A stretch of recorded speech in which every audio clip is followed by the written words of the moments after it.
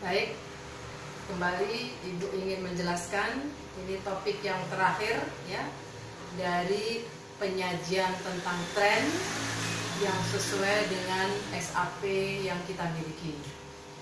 Baik, metode trend Lashware seperti tadi sudah Ibu gambarkan tadi untuk metode yang data historis ganjil ya. Maka kali ini sebagai penutup pamungkas dari metode trend yaitu data historis genap untuk metode Lashware ya, atau tren kuadrat terkecil.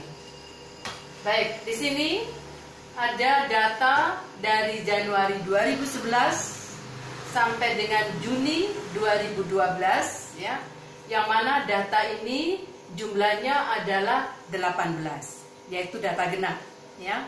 Nah, ini adalah data Y-nya ya yang sudah kita ketahui, dan berikut seperti tadi sudah disampaikan, ini yang kita cari mulai dari X, XY dan X kuadrat. Mengapa seperti itu? Kembali kepada rumus ya, sesuai dengan permintaan rumus yang berawal dari metode trend movement tadi ya, sehingga disederhanakan oleh trend Lashware atau kuadrat terkecil ya. Baik, kita kembali sama rumusnya ya. Rumus awal, rumus dasar daripada tren adalah Y aksen sama dengan A ditambah BX. A juga sama, rumusnya sigma Y dibagi N. B yaitu sigma XY dibagi sigma X kuadrat. Syaratnya adalah sigma X harus sama dengan 0 ya. Jadi ini berlaku untuk data historis ganjil maupun genap. Hanya yang membedakan adalah di parameternya atau di X-nya ya. Tadi kalau data ganjil ya, Ibu ingatkan kembali, kalau data ganjil yang di posisi tengah, karena ganjil ya, yang di posisi tengah harus Anda nyatakan dengan 0. Itu untuk data ganjil ya. Nah, tetapi sekarang berubah, ini adalah data genap ya. Kembali, data genap itu total X atau sigma X harus sama dengan 0. Nah, bagaimana untuk menjadikan sigma X ini sama dengan 0 ya? Ya. Ada dua angka yang berada di posisi tengah ya. Kita langsung nyatakan dengan min 1 dan 1. Seperti itu ya. Kemudian di atasnya min 1 dan di bawahnya 1 ya. Ini adalah bilangan negatif dan ini adalah bilangan positif. Pakai angka yang ganjil ya. Jadi min 1, min 3, min 5, min 7, min 9, min 11, min 13, min 15 dan min 17. Atau kalau tidak mau menggunakan bahasa min atau strip ini tadi ya, pakai kurung juga boleh. Itu menandakan bahwa angkanya adalah angka yang negatif ya. Baik, ini juga sama, hanya bedanya ini adalah plus ya, ganjil plus, ini ganjil genap. Ini ganjil plus dan ini ganjil negatif. Seperti itu ya. 1, 3, 5, 7, 9, 11, 13, 15 dan 17, sehingga totalnya adalah 0. Seperti itu ya. Kita lanjut mencari nilai XY, perkalian antara Y dan X.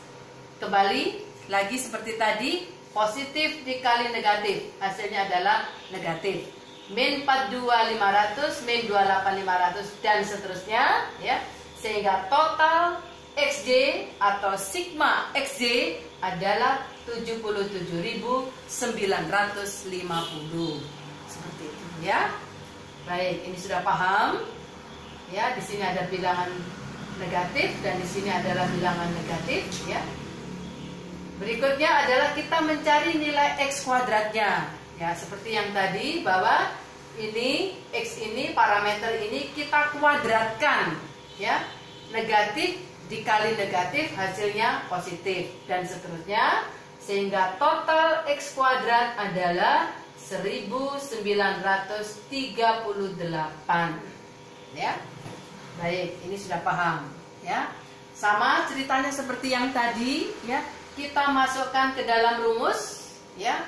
Kita mencari terlebih dahulu A-nya berapa, B-nya berapa? Rumusnya seperti tadi, sigma Y dibagi N, 44.050 dibagi 18, hasilnya adalah 2447,22. Ingat, dibulatkan 2 desimal. Kemudian B-nya adalah sigma XJ dibagi sigma X kuadrat, yaitu 77.950 dibagi 1938, maka hasilnya adalah 40,22 ya. Dengan demikian kita masukkan ke dalam rumus tren yang sebenarnya. Y aksen sama dengan A ditambah BX. A-nya adalah 2447,22 ditambah BX-nya adalah 40,22X ya. Dengan demikian rumus tren sudah bisa kita dapatkan dan sudah bisa kita terapkan ya.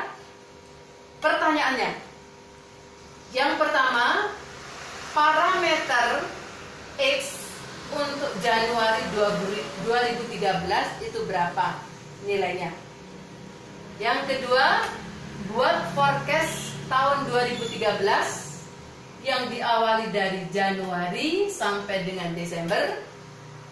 Dan yang ketiga, buat grafik untuk data historis ya. Ingat, seperti yang tadi ketika last square dengan data yang ganjil ya. Ibu minta Anda membuat semuanya, Anda melatih semuanya, mencari grafiknya seperti apa. Ingat, grafik itu dicari terlebih dahulu nilai trennya. Tren untuk data historis. Trennya yang mana? Ini rumusnya, tinggal Anda terapkan. X-nya ini tinggal Anda ganti. Kalau tahun bulan Januari 2011 maka X-nya adalah min 17, Februari 2011 adalah min 15 dan seterusnya, sehingga nanti setelah dapat Y aksennya atau trennya, Anda sandingkan dengan X-nya ya. Anda sandingkan dengan X-nya sehingga terbentuk grafiknya nanti seperti apa ya. Ingat, ini Y aksen. Biasanya ini berada di posisi 0 ya. Ini dan ini adalah nilai apa? Nilai X ya. Ini untuk X yang apa? Negatif, dan ini untuk yang positif. Seperti itu. Jangan lupa dong, materi ini kan tidak jauh beda dengan yang sudah dipelajari di bangku sekolah kemarin ya. Ya. Ibu minta supaya dicoba, disimak dulu, dipahami dulu, kemudian di-actionkan, dicoba dalam menjawab pertanyaan ini. Kalau belum paham, ada yang kurang jelas, silakan ditanyakan, nanti Ibu akan jawab. Terima kasih.